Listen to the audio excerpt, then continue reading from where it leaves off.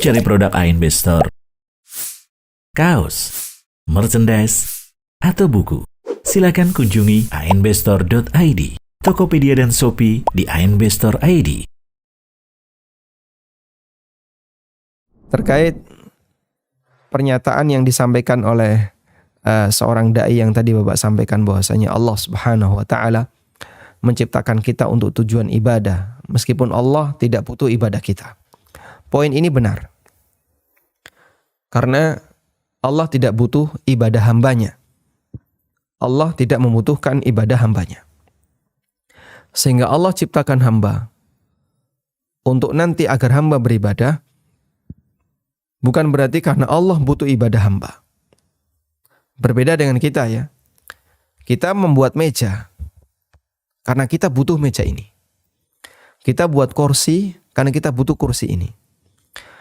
Anda membuat sesuatu, membuat makanan karena Anda butuh pada makanan itu.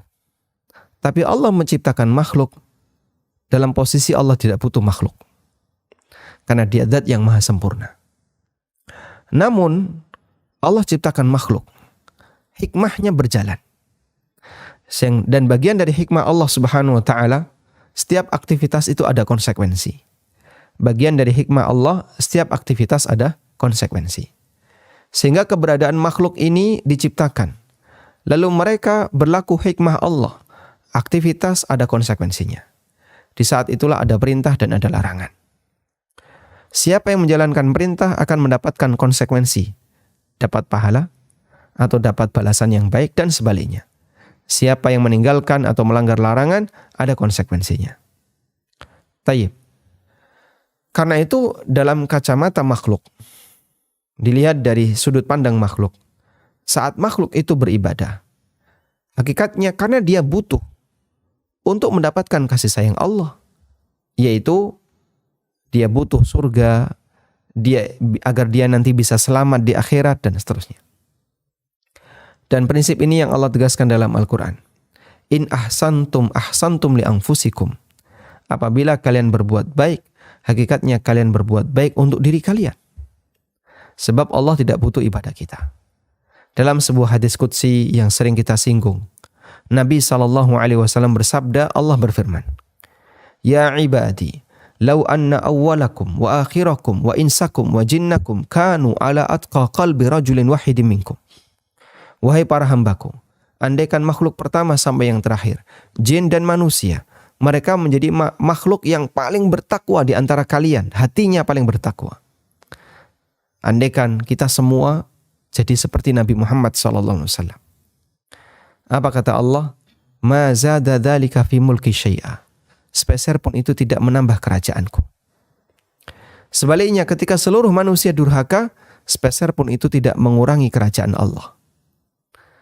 Sehingga dalam masalah ini, ketika makhluk itu beribadah, Allah tidak butuh ibadah mereka. Allah Subhanahu wa taala tidak butuh ketaatan mereka. Lalu ketika kita beribadah, kita yang butuh. Sebab bagian dari hikmah Allah, Allah menciptakan, lalu ada konsekuensi dari proses penciptaan itu dan konsekuensi perjalanan hasil ciptaan itu.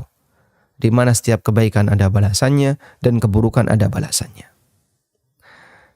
Ini yang mungkin bisa kita jelaskan dalam memahami firman Allah Ta'ala, وَمَا خَلَقْتُ الْجِنَّ وَالْإِنْسَ إِلَّا لِيَعْبُدُونَ. Tidaklah aku ciptakan jin dan manusia kecuali agar mereka beribadah kepadaku. Sehingga kita melihat makhluk ketika menciptakan sesuatu, dia ciptakan karena dia butuh. Dia ciptakan mobil karena dia butuh kendaraan. Dia ciptakan makanan, dia buat makanan karena dia butuh makanan. Dia buat minuman karena dia butuh itu.